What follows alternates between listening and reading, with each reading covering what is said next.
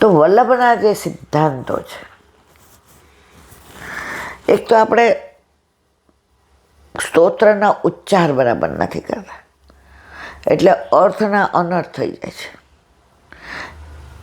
ઇન્દ્રને મારે એવો પુત્રને બદલે ઉચ્ચાર ભેદ થયો વૃત્રાસરની ચતુશ્લુ, તો ઇન્દ્રથી મરે એવો પુત્ર મારા વાલા. તો આપણે એ જ કરીએ છીએ. એનો હાલો અત્યારે આ 50 વર્ષથી આવું થયું છે કે પાઠ કરવા જવાના, વલ્લભના કે કોઈ સ્વરૂપને પધરાવી જવાનું, ત્યાં વાડકો મૂકવાનો, એટલે જેટલા બહાર નહીં આવ્યા હોય વૈષ્ણવ સિવાય અન્ય માર્ગી એ અંદર પૈસા પધરાવે. એ મારા વાલા વલ્લભ આન્યોર આવ્યા ને તો સદુ પાંડેને ત્યાં બહાર હોટલે બેઠા હતા. તો સદુ પાંડેએ કહ્યું કે સવારના આપ ઉઘાડા ચરણે પરિક્રમા કરતા આવ્યા છો તો કાંઈક લ્યો. ત્યારે કૃષ્ણદાસે કહ્યું, સેવક કોઈ લે, સેવકનો જ લે છે, અને એનું અનુસંધાનની બેઠકજીમાં છીએ. પેટી ઉપર લખ્યું છે બ્રહ્મ સંબંધીઓએ જ અહીંયા ભેટ પધરાવી, બીજી અડી જાય તો આ રવ્ય નકામનું થઈ જાય. વલ્લભ અન્ય માર્ગી, અરે કઈ બેઠકે ચરણ ચાંપતા હતા કૃષ્ણદાસ, તો કોઈક આવીને કહ્યું અમને સેવા આપો ને. સેવક સિવાય સ્પર્શ બી ન કરવા દે, ના પાડી. આ બધું ગ્રંથમાં મારા વાલા ઓથેન્ટિક, હું મારી જાતનું કાંઈ નથી કહેતી. અને આપણે અત્યારે અન્ય માર્ગીઓ આવા વાડકાની અંદર પૈસા નાખે, પછી શું કરે છે મારે કાંઈ કહેવું જ નથી. એ બધો જે હોય તેની સાથે મને મતલબ, પણ જ્યાં તમે ભેગા થાવ છો 25-50 વૈષ્ણવ, ત્યાં મારા વાલા 1 કલાક સત્સંગ કરો. નથી આવડતું, ગ્રંથ છે, અર્થ સહિત બધા પુસ્તકો મળે છે. પૂછતા તો પંડિતે થવાય, લંકાએ પહોંચી જવાય. તો 1 કલાક જેને બરાબર ઉચ્ચાર નહીં આવડે છે એ બોલતા જાય અને અર્થ સહિત સત્સંગ કરે, તો મારો વલ્લભ રાજી થશે. એના એ જ ગીતો ગાવાના, એને જ ગાવાનું, એનું. અરે તમે ભલે ત્યાં ચા નાસ્તો કરો, વૈષ્ણવના ઘરે જાય તો કણકો લેવાનો જ હોય, પણ હવે તો રોજ નવું નીકળે. આવવા જવાના રિક્ષાના પૈસા આપો, આમાં આટલી ભેટ. અર મારા વલ્લભના સિદ્ધાંતો પૈસા ઉપર આધારિત નથી. શરૂઆત કોઈ પણ મંડળ કરશે ને મારા વાલા તો બધાય અનુસરશે. તો જો આપણે પુષ્ટિ માર્ગીય છીએ તો તમે બધા નાચો, ગાઓ, બધુંય કરો, પણ 1 કલાક સત્સંગ કરશો ને તો બધાની અંદર ભાવનું ઉદ્દીપન થશે. આજે હું બોલું છું, બધા બહુ રાજી થઈને કે પુશ કરાવીએ છીએ. એ ઈલાબેનનું સામર્થ્ય નથી. મારામાં તો જેટલા દોષ છે કદાચ તમારા બધાયમાંય નથી, પણ મને મારા વલ્લભે નિમિત્ત બનાવી છે, વાણીનું દાન કર્યું છે. અને હું ગ્રંથ પ્રમાણે બોલું છું. હું ગ્રંથની બહારનો એક શબ્દ બોલતી નથી. હા, વાંચી જાઓ અને પછી મને વાંચીને આમ ઓછું આવડે સમજાવતા. હું વાંચું, વલ્લભ હૃદયારૂઢ કરી દઈએ, તમારી પાસે પીરસું છું. અત્યારે ઘણા સમજીને પાછા કરે. હમણાં એક જગ્યાએ ગયા, સત્સંગ કર્યો, તો બધાને સામગ્રી પધરાવી દીધી, એક જણને કે ઠાકોરજીને ધરાવજો. મને કે, મેં કીધું બાપા જય શ્રી કૃષ્ણ મારા વાલા, અમે ક્યાં તમને આપીએ છીએ, ઠાકોરજી માટે આપીએ છીએ. મેં તો મને આપો તો બરાબર છે, હું ખાઈશ. હું બધાને ઘરે પ્રસાદ લઉં છું, કારણ કે મારી તબિયત એવી છે કે હું 1.5-2 કલાકથી વધુ ભૂખી ન રહી શકું. અત્યારે એકદમ વર્ષ તબિયત છે, શરીર એટલું દુખે છે, શ્વાસ નથી લેવાતો, પણ આ બધું સાચવે છે મારો વલ્લભ. તો મારા વાલા આજે એમાં આવ્યા તો એમાં ઘણા બધા એવા હોય જે પહેલી જ વાર મળ્યા હોય. હવે એમના ઘરની સામગ્રી આપણે ધરાવવાની. અરે કિશોરીબાઈને યાદ કરો ને મારવાલા, પાડોશમાં તો એને ઘર જેવું હતું. તાવ આવ્યો, પાડોશીએ કીધું લે આ લાડવા ધરાવજે, તા ઠાકોરજીને તને ઠીક નથી. ઠાકોરજી પાટું માર્યું, મારા ઘરે 56 બહુ ગોચો છો, તારા ઘરે આવ્યો, તારી રોટલી ને છાશ તારા હાથે બનાવેલી મને કબૂલ મંજૂર, પણ મારે તારા પાડોશીના લાડવા. અરે એનાથી આગળ પદ્મનાભદાસ વલ્લભ પાસે હતા. દ્રવ્યનો સંકોચ હતો તો અક્કાજીને ચિંતા થઈ, એટલે એમણે સામગ્રી મોકલાવી પદ્મનાભદાસને કે આ રોજ છોલા ધરે, ખૂણા મૂકી દીધી. બીજે દિવસે મોકલાવી, બધો સામાન પેક કરીને મથુરા નાચીને પહોંચ્યો. 56 ભોગ આરોગવા જ તો વલ્લભભાઈ ઘેર પધારો, અને પડેલા છોલા ચણા આરોગવા જ તો મારા ઘરે. મારે તારા ઘરે પલાળેલા છોલા આરોગવા, મારે નથી જવું વલ્લભના ઘરે. આ પુષ્ટિ માર્ગ છે. જેવું જેટલું તમારું ને મારું સામર્થ્ય છે એટલું આપણે કરીએ. મારા વાલા, આમાં દેખાદેખી ન હોય.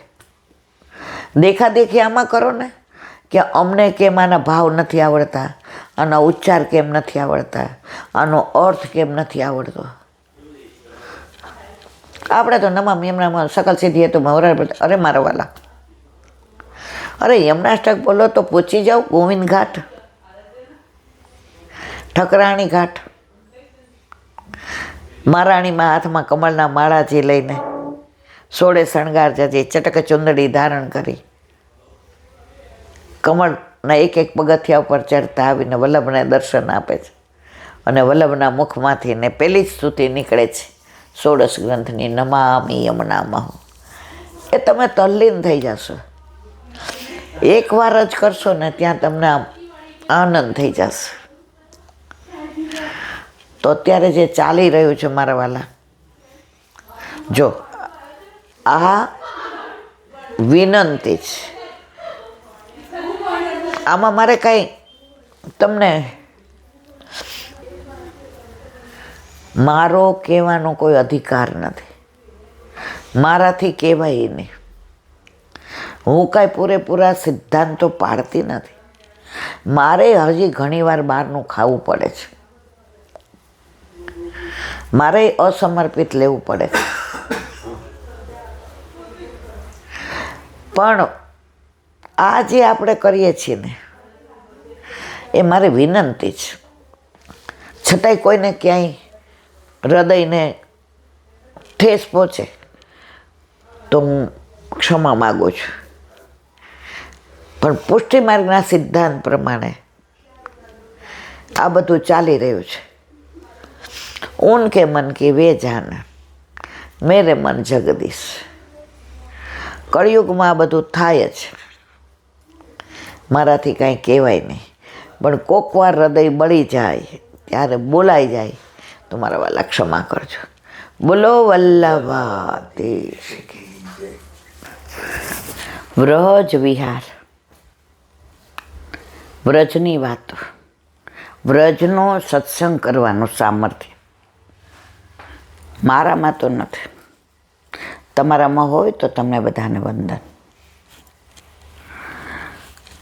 વ્રજને ધારણ કરવું એ જ આપણા બસની વાત નથી. આપણે વ્રજને ધારણ નથી કરી શકતા.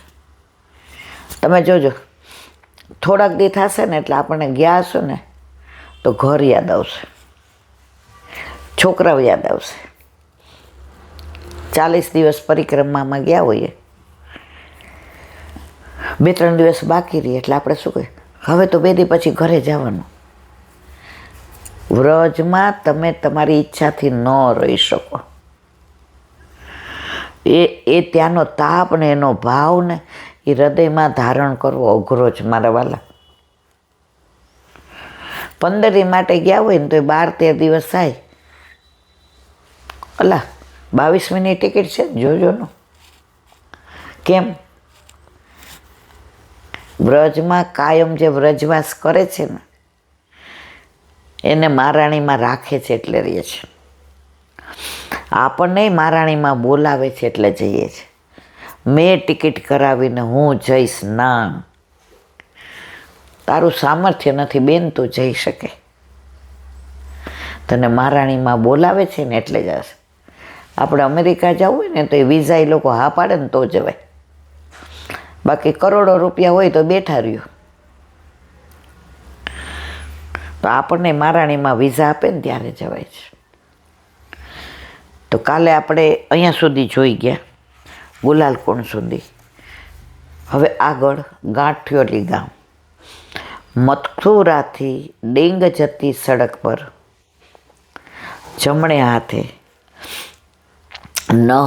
નહેરના કિનારે કિનારે જતા ગાંઠિયોલી ગામ આવે છે. અહીં ગોપીજનોએ યુગલ સ્વરૂપના ઉત્તરીય વસ્ત્રોના છેડા ગાંઠીને વિવાહ ખેલનો ઉત્સવ કરેલો.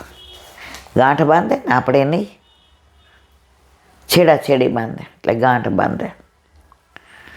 તો અહીંયા જો ઠાકોરજીએ બધે ખેલ જ કર્યો છે આપણા માટે.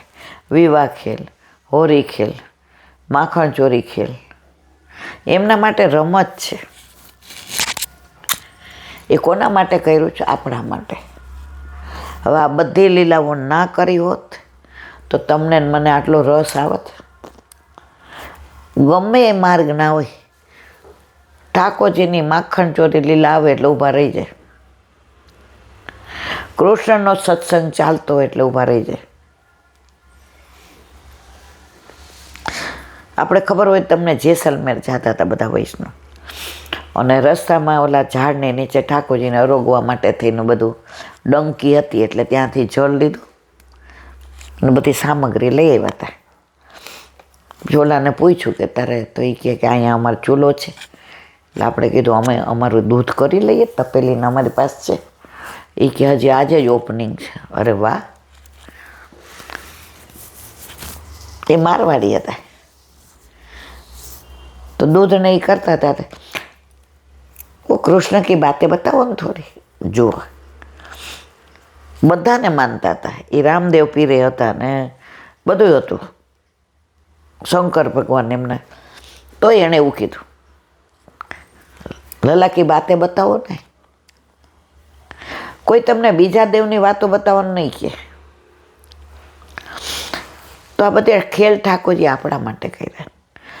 તો ગાંઠિયોલી ગામે ગોપીઓએ ઠાકોરજીના બે ઉત્તરી વસ્ત્ર એટલે ઉપર ધારણ કરવાના, ઠાકોરજીની ઉપરણો અને સામનેજીની ચુંદડી બેની ગાંઠ બાંધી અને વિવાહ ખેલનો મનોરથ કર્યો. અને ગાંઠ બાંધી એટલે ગાયું, જુગલવર આવત હે ગઠ જોરે. જ્યારે આપણે શેરો ધરીએ ને ત્યારે શેનમાં છેલ્લે આ કીર્તન ગવાય, જુગલવર આવત હે ગઠ જોરે. તો એ લીલા ક્યાંની છે? અહીંની છે, ગાંઠિયોલી ગામની. તે સ્મૃતિમાં ગાંઠિયોલી નામ થયું. જુગલવર આવત હે ગઠ જોરે ગદાધર દાસીએ ગાયું છે. શ્યામ પખાવતજી પાથો ગુજરી આ ગામના હતા. જ્યારે આપણે શ્રીનાથજી ચરિત્રામૃત લેશું ત્યારે આ બેની લીલા જ પાથો ગુજરી કે છોકરા માટે ભાતને લઈને જાતી અને ઠાકોરજીએ વચ્ચે રોકી અને અડધું આરોગી ગયા, કારણ કે એણે મનોરથ કર્યો હતો પ્રભુનું અધરામૃત ક્યારે મળે. એની આખી સુંદર મજાની લીલા છે, એનું અવગાહન ઠાકોરજી જીવતા રાખે. તો આ પૂરું થાય એટલે પછી આપણે શ્રીનાથજી ચરિત્રામૃત લેશું. હવે કુંભનદાસજીના પુત્ર ચત્રપુરદાસજી, તેમના પુત્ર રાઘોદાસજી. જો કુંભનદાસજી, એમના પુત્ર ચત્રપુરદાસજી અને એમના પુત્ર રાઘોદાસજી. ફાગણના દિવસોમાં, જો હોળીના દિવસોમાં વચન પંચમીનો સત્સંગ કર્યો એ જ દિવસે ફાગણની વાત આવી. આ આપણે શોધીને રાખ્યું હતું, આ અનુસંધાન આવ્યો. તો ઠાકોરજી રાજી છે કે તમે આ સત્સંગ કરો જ મને બહુ ગમે છે. ભલે ઈલાબેન હાવ ખાલી ખાલી બેસામાં આવડે, મને કાંઈ વેદ ઉપનિષદ આવડતા નથી, મારામાં કોઈ ઊંચું જ્ઞાન નથી મારા વાલા. મને તો જે આ બધું વાંચું સાંભળું એ તમારી આગળ રજૂ કરું છું. તો ફાગણના દિવસોમાં તે ગાંઠોલી ગામ તરફ આવ્યા. કોણ? રાઘોદાસ છે. કદમખંડીમાં શ્રીનાથજીના વ્રજભક્તો સાથે હોળી ખેડતા દર્શન થયા. આજની તારીખમાં થાય છે. આસકરણજીને ક્યાં થયા હતા? ગોકુળને ચૌટે. એટલે ત્યારે ને ત્યારે એમણે ધમાર ગાય, રંગ રાચી યા ગોકુલ કે ચોહટે રંગ રાચી ગ્વાલ, મોહન ખેલે ફાગરી રંગ રાચી ગ્વાલ. એવા જ દર્શન શ્રીનાથજીની સાથે વ્રજભક્તોને હોરી ખેલતા રાઘોદાસને થયા. અને એમના મુખમાંથી નીકળી ગયું ધમાર ગાય, અરે ચલી જાય જहाँ હરી ખેલત ગોપીન સંગા. આ ધમાર ગાય કોણે? રાઘોદાસે. ગાતા દેહ છૂટી ગયો. દર્શન થયા તો ધારણ ન કરી શકે. આહા, પ્રભુ શ્રીજી બાવા વ્રજભક્તો સાથે ગોપીઓ સાથે આવા ખેલ કરે છે, આવી હોરી રમે છે. અને એ શ્રીજી બાબાએ મને દર્શન આપ્યા, મારી શું લાયકાત છે? અને ત્યાં ને ત્યાં દેહ છૂટી ગયો. પછી એક જ મિનિટ, તેમના બેટીજીએ ધમાર પૂરી કરી અને રાઘોદાસની છાપ ધરી. ધમાર પૂરી કોણે કરી? રાઘોદાસજીની બેટી જે ત્યાં હતા. પણ છાપ કોને રાખી? રાઘોદાસને.